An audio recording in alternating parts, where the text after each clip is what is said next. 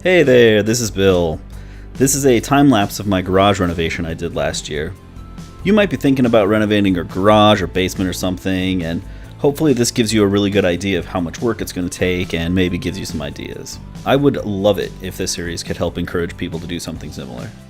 This is part 4, where I replaced the garage door opener. What I'm doing here is releasing the spring tension on both sides of the garage door so I can start taking it apart. My garage door uses a spring system called a Wayne Dalton Torque Master, which you might not be familiar with. I wasn't. Most garage doors have a big spring that wraps around the outside of the torsion tube, usually in the middle, and this spring takes most of the weight of the garage door so you can easily open it. On my garage door, the springs are actually located inside the tube.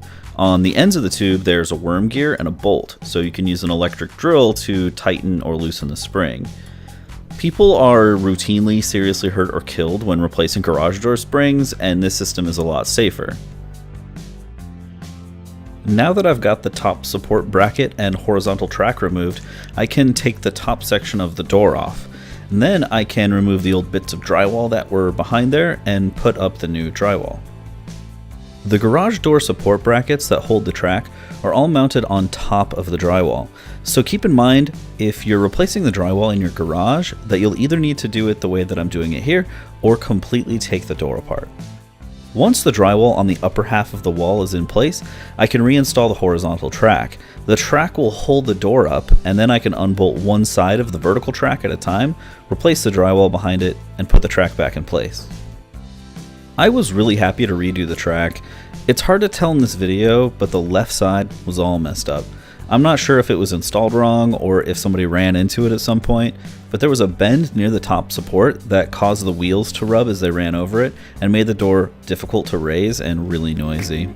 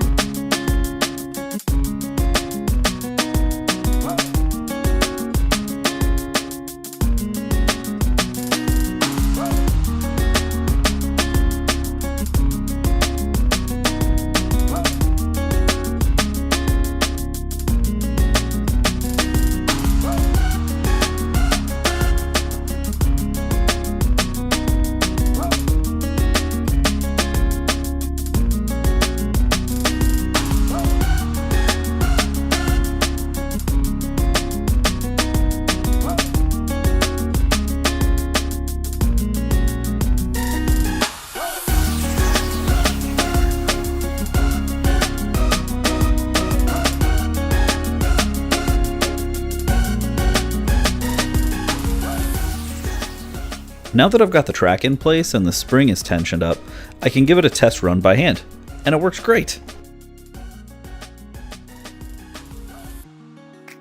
Since I'm taking the old opener off, I decided to replace it. I picked up a Ryobi belt drive opener with Wi-Fi and battery backup. This opener has the ability to put modules on it that can do various things, so I've got pretty much every one that was available.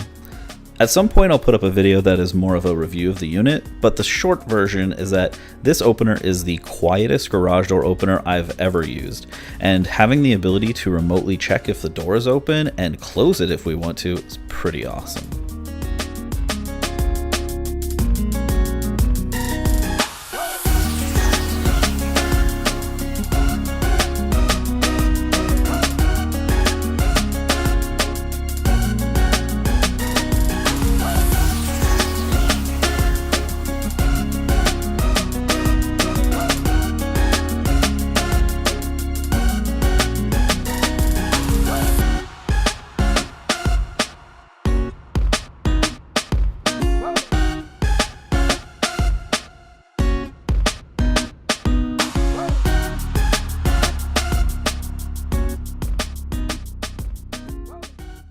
I picked up a new mounting bracket that I'm cutting to size here with a Dremel. The top piece spans 3 joists, and I put a lag bolt into each one. The vertical pieces are cut to length to make sure that the opener sits level, and then I put in crossbars to keep the whole thing rock solid.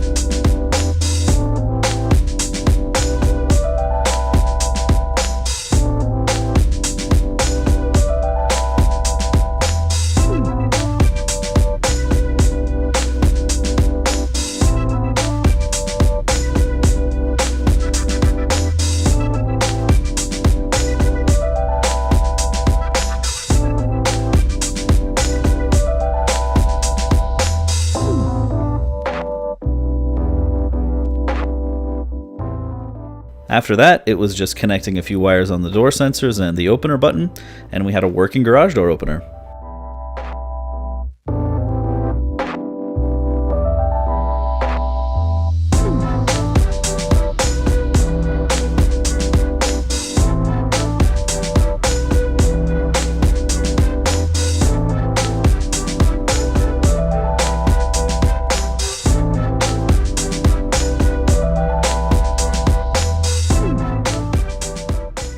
In the next video, I will tape and mud the drywall and paint. And in the episodes afterward, I will be putting in some lighting. If that sounds good to you, and you made it this far, I hope you'll subscribe and follow along.